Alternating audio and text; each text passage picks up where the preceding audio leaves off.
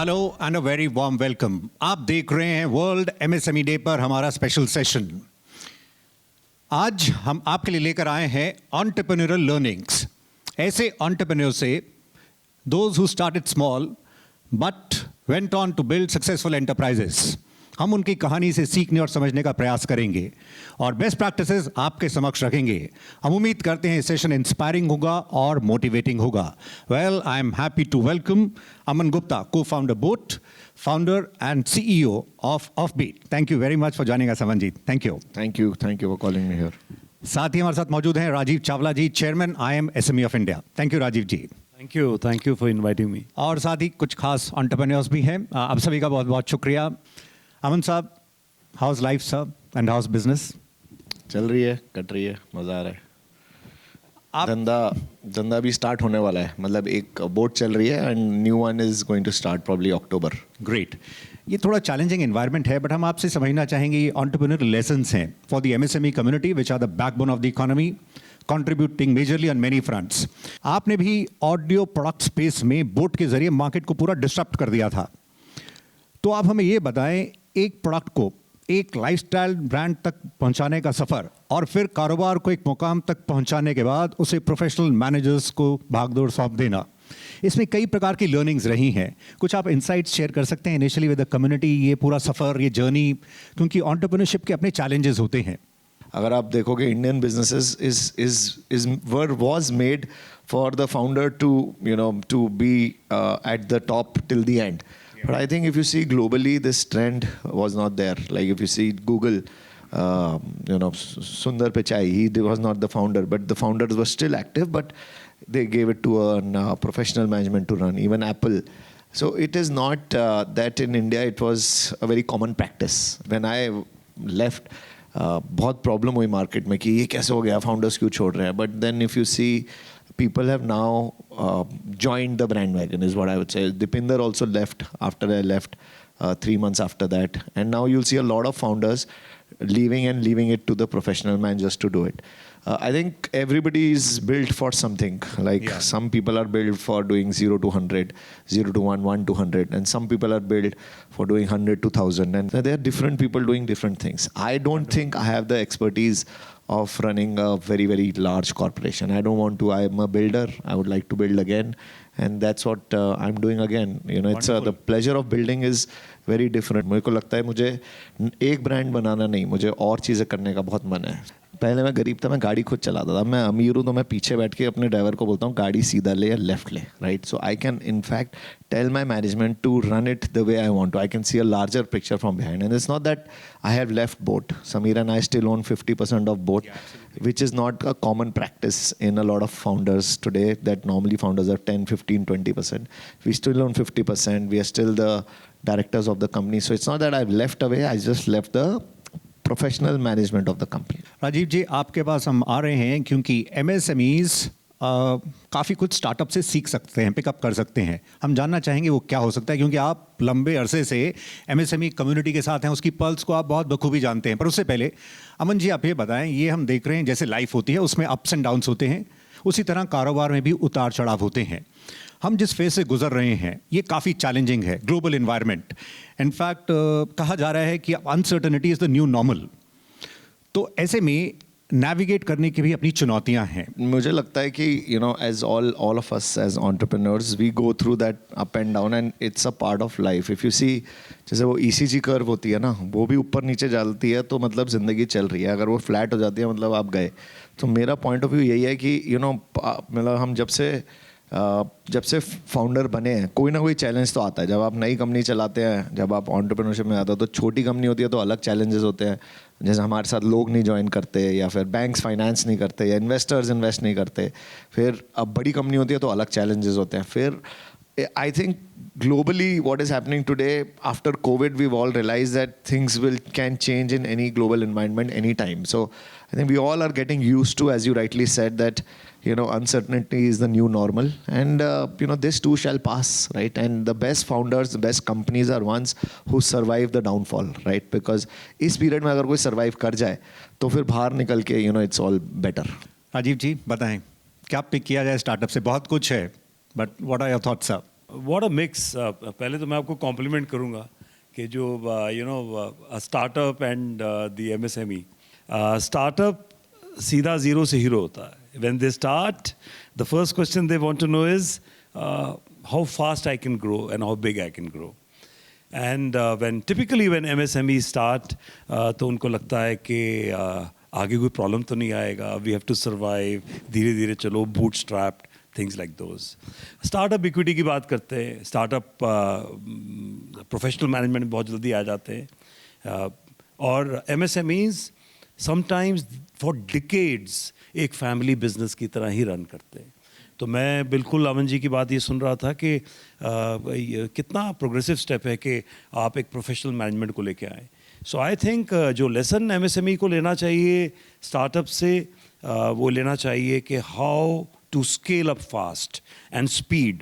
MSMEs should learn from startups the speed to scale up, the courage to scale up. Also, MSMEs should learn to share their ownership, equity. मतलब वो ज़रूरी date पे काम ना करें, वो equity पे भी कर सकते हैं. ये स्टार्टअप से एक लेसन है जो MSMEs को लेना है. बट मुझे स्टार्टअप्स को भी कहना है कि MSMEs से आप बूट स्ट्रैपिंग सीखिए, प्रॉफिटेबिलिटी सीखिए, थोड़े में भी जिंदा रहना सीखिए, जल्दी प्रॉफिटेबल होना सीखिए. So I think it's a great ecosystem. I agree with Rajiv sir that we also have to learn, because unfortunately he's right that startups were not known to make profits, and they were only known ki burn rate is high and valuation itni zyada ho jati thi. And I think that's what we've all learned from MSMEs, and we are all learning as we are growing up. जब धंधा असली में ground पे करते हैं लोग, तो उन्हें पैसे की वैल्यू रियलाइज होती है, कैसे फूक फूक के कदम रखना होता है. और हम स्टार्टअप्स में क्या होता है कि आपके पास एकदम से इतनी फंडिंग आ जाती है that you start spending on weird things. तो इसी बात को आगे बढ़ाते हैं. आइए अमन जी, अगर हम देखें, अगर किसी वेंचर को सक्सेसफुल होना है तो उसमें कई आयाम होते हैं, कई डायमेंशंस होते हैं. उसमें एक क्रूशल एस्पेक्ट होता है ब्रांडिंग. और हमने देखा, जब हमने ट्रैवल किया across the length and breadth of India और MSME से हमने बातचीत की और समझा उनके पल्स को, तो उनके लिए ये एक वीक लिंक है. आप अपने एक्सपीरियंस से बता सकें, what really goes into creating a brand? I think all manufacturers are now launching their own brands, and if you see, that is the new normal which is happening, and there is vertical integration happening, there is horizontal movements happening, everything is happening now. People have understood how to create value chains at all levels. और आप brands को देखो तो वो भी यही कर रहे हैं, that they are opening their own websites for कि खाली manufacturers के पास नहीं जाते, तो और manufacturers को देखो तो वो अपने brand launch कर रहे हैं. So I think it's getting interesting as we speak. In another area where I see this is, if you see, हम लोग बहुत सारे brand ambassadors को use करते थे to build brands, right? But now they are also launching their own brands, if you see influencers. So it's getting merged. Everything is getting mixed. Celebrities are becoming entrepreneurs. Entrepreneurs are becoming celebrities. Manufacturers are launching their own brands. Brands are going into manufacturing. Influential marketing की जहाँ तक बात है, influencer marketing है, story telling है, social media को effectively use करना है, ये स्मॉल बिजनेसेस के लिए जो माइक्रो एंटरप्रेन्योर्स हैं ह्यूज अपॉर्चुनिटीज ओपन अप कर सकता है इस डिजिटल दौर में.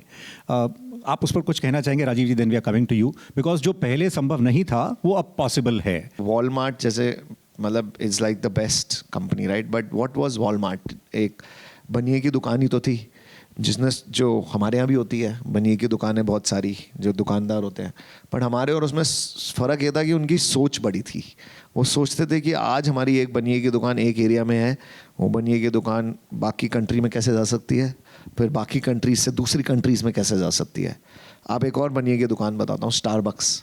स्टारबक्स क्या था? एक चाय की दुकान, करेक्ट, कॉफ़ी की दुकान थी. पर उनका विजन यही था कि कैसे एक दुकान से मैं 1000 दुकान खोलूँ, 1000 से 10,000 खोलूँ और वर्ल्ड वाइड जाके स्टारबक्स बनूँ, राइट? हम लोगों के यहाँ भी तो बहुत सारी दुकानें थी चाय की, या फिर बहुत सारी बनिए की दुकान थी, बट हमारी सोच एक लेवल तक होती थी, एरिया में हमारा वो एक नाम होता था, उसके बियॉन्ड सोच नहीं होती थी. But I think that time is also changed. That now a lot of startups I meet, a lot of young founders I meet, they're all thinking, how do I make a brand for the world? How do I build a technology which can go global? I meet 14-year-olds, 15-year-olds, and all of them are thinking कि यार India नहीं दुनिया के लिए brand बनाते हैं, global company बनाते हैं. I think that is changed in तो ये इकोसिस्टम. बदलाव की हवाएं हैं, विंड्स ऑफ चेंज हैं, चुनौती हैं, चैलेंजेस में अपॉर्चुनिटीज़ भी हैं. राजीव जी, हम जो ये सेशन रिकॉर्ड कर रहे हैं DLF कैमेलियाज में, this brings together an exceptional community of business visionaries and top entrepreneurs. आप हमें ये बताएं, यहाँ पर आपने वो इंडिविजुअल्स जिन्होंने एक्स्ट्रा ऑर्डनरी बिजनेस बिल्ड किए हैं, उनके अंदर क्या कॉमन ट्रेट्स ऑब्जर्व किए? It is a community of achievers. यहाँ आके मुझे ऐसे लगा जैसे जो फर्स्ट टाइम बिल्डर्स हों, फर्स्ट जनरेशन एंटरप्रेन्योर्स हों, अचीवर्स हों, और कितने अचीवर्स मेरे साथ बैठे हैं आज, उन सबको एक हॉस्टल में डाल दिया. ये एक इकोसिस्टम देते हैं, आपको एक एनर्जी देते हैं, एक थॉट प्रोसेस देते हैं. बहुत ही इंटरेस्टिंग बातचीत चल रही है. फिलहाल हम एक ब्रेक के लिए रुकते हैं. We'll just come back shortly. आप SMA एक्सप्रेस देख रहे हैं. हम आज इंडस्ट्री के लीडर से बातचीत कर रहे हैं, उनके बेस्ट प्रैक्टिसेस समझने की कोशिश कर रहे हैं और आपके साथ शेयर भी कर रहे हैं. वक्त ब्रेक का है, हम जल्दी लौटते हैं.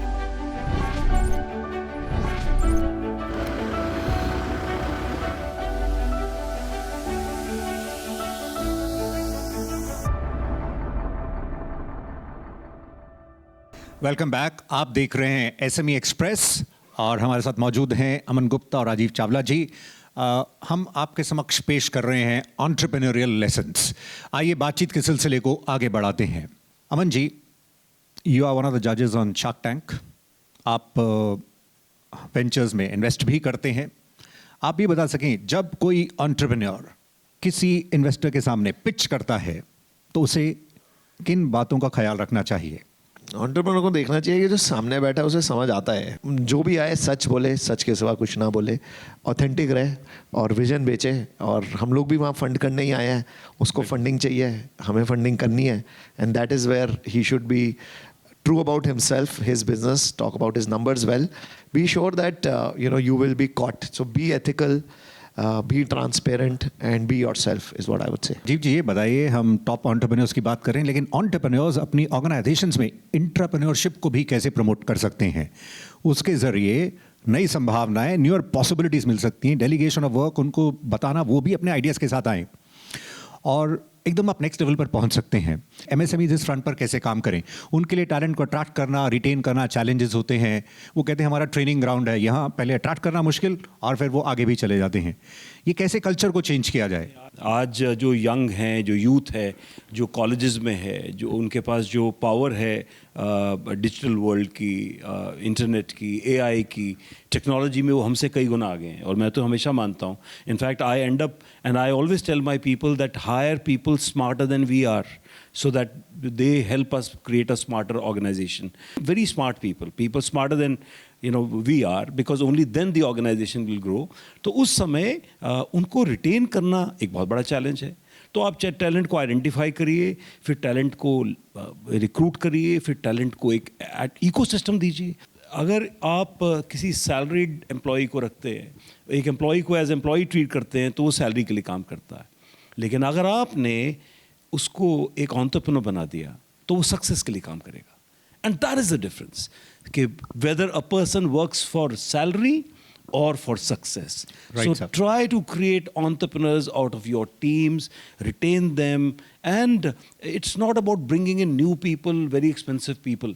I think sometimes we have huge talent in-house, but then technology लाने के लिए, AI समझने के लिए और नए टूल्स को, कंपटीशन को देखने के लिए, we have to bring in people and then we have to give them ownership. एंड ESOPs या बाकी चीज़ें जो आज स्टार्टअप वर्ल्ड कर रहा है, जो लार्ज कॉर्पोरेट्स कर रहे हैं, जिस SME ने भी किया, so naturally they are the next large corporate. We'll come back to you. आइए अब हम यहाँ से कुछ व्यूज़ लेते हैं और जानते हैं आपका क्या नज़रिया है, आप क्या शेयर करना चाहते हैं. Usually seen a lot of marketing for D2C brands, which is very evident and very elaborate. So any suggestions for B2B businesses on how to do marketing better, or any tips that both of you can share for us?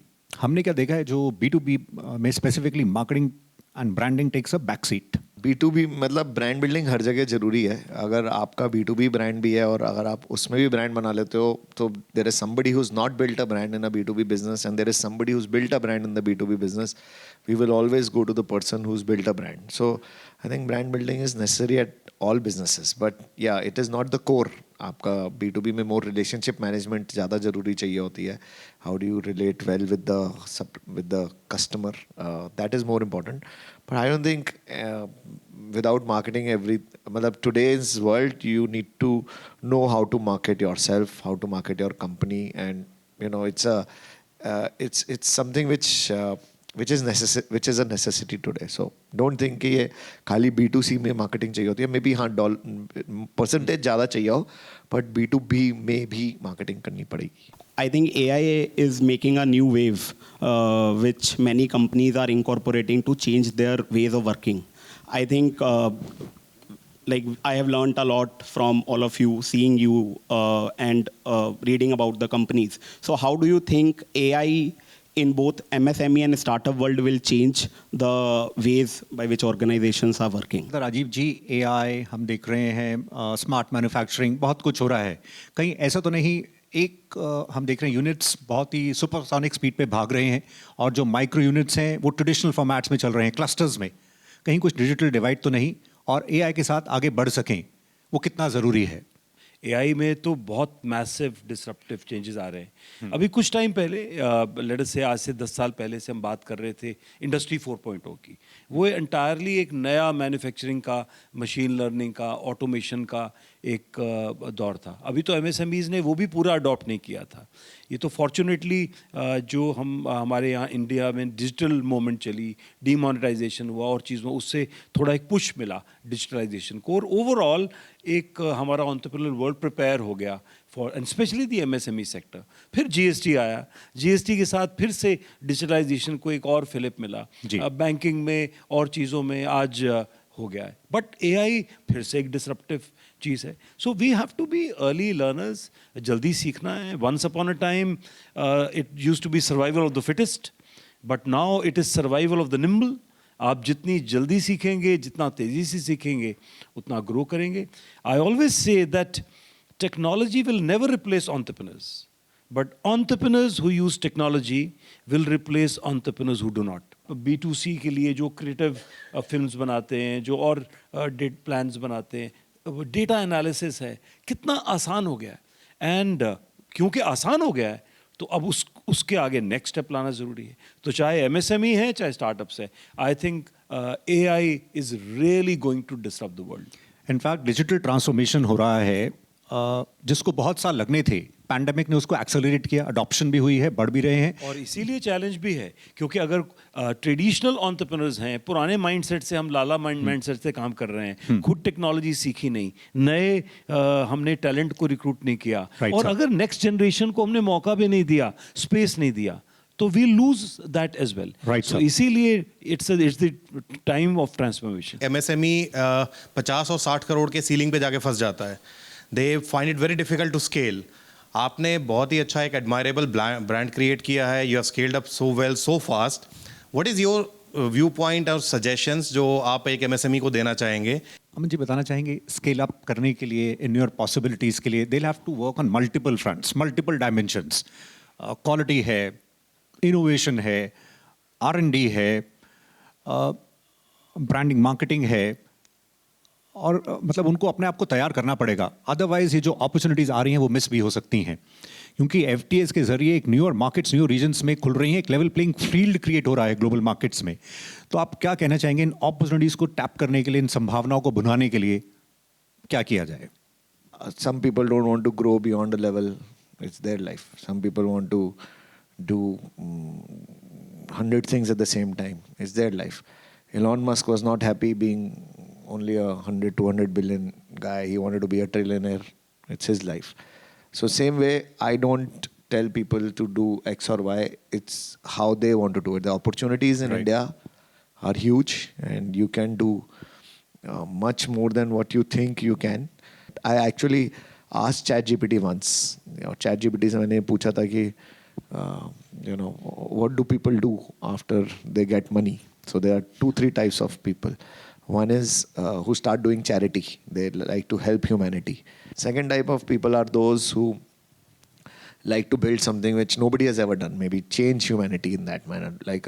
And then ChatGPT told me third type of people are who are obsessed with growth, obsessed with challenges, obsessed with competition, obsessed with doing something.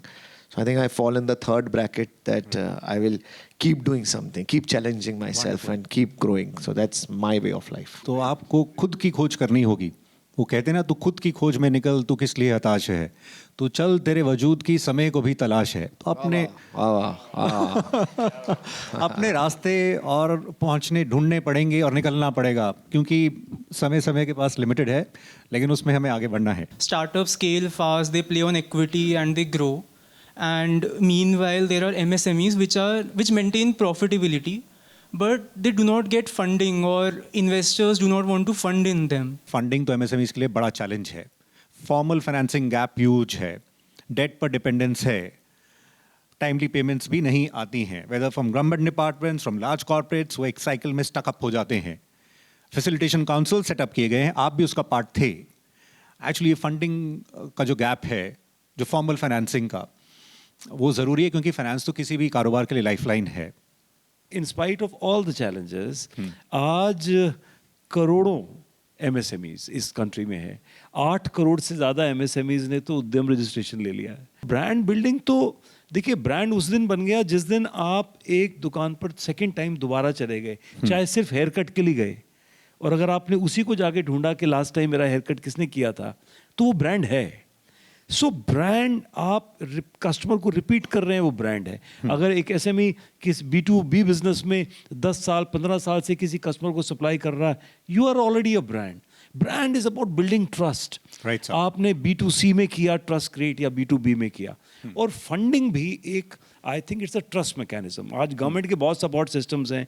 Collateral free lending, किसी भी MSME को 10 करोड़ तक का loan बिना collateral के मिलता है. Special एक स्कीम बनी है गवर्नमेंट की जिसमें 100 करोड़ तक का लोन भी बिना कोलेटरल के अब मिलता है. और स्टार्टअप्स के लिए 20 करोड़ का मिलता है. और तो एक्सपोर्टर्स के लिए 20 करोड़ के मिलता है. हज़ारों स्कीम्स हैं, इंसेंटिव्स हैं. मैन्युफैक्चरिंग सेक्टर के लिए करोड़ों रुपयों के इंसेंटिव्स हैं. आपके लिए PLI इंसेंटिव्स हैं. There so much to do. So but point ये है कि incentives are there to support us. हमें इंसेंटिव के लिए काम नहीं करना है, हमें काम करना है अपने मकसद के लिए. So I think let's celebrate entrepreneurship. Challenges के बावजूद सक्सेस है, और यही हम सबका मंजिल है. What a wonderful session and very interesting, sir. Thank you very much for your time, for these great insights, and for in fact playing the role of a mentor for the small businesses. आपका बहुत बहुत शुक्रिया. धन्यवाद Aman ji. Thank you. Rajiv ji, thank you very much. SME express में अभी के लिए इतना ही. नमस्कार.